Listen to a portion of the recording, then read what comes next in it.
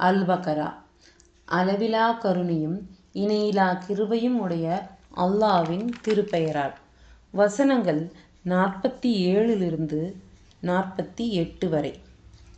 இஸ்ராயேலின் வழித்தோன்றல்களே, நான் உங்களுக்கு வழங்கியிருந்த என் அருட்கொடையையும் உங்களை நான் உலகத்தோர் அனைவரிலும் மேன்மையாக்கி வைத்திருந்ததையும் நினைவு கூருங்கள்.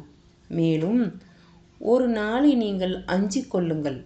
அந்நாளில் எவரும் மற்றவருக்கு எதையும் கொடுத்து உதவ முடியாது. எவரிடமிருந்தும் எந்த பரிந்துரையும் ஏற்றுக்கொள்ளப்படவும் மாட்டாது.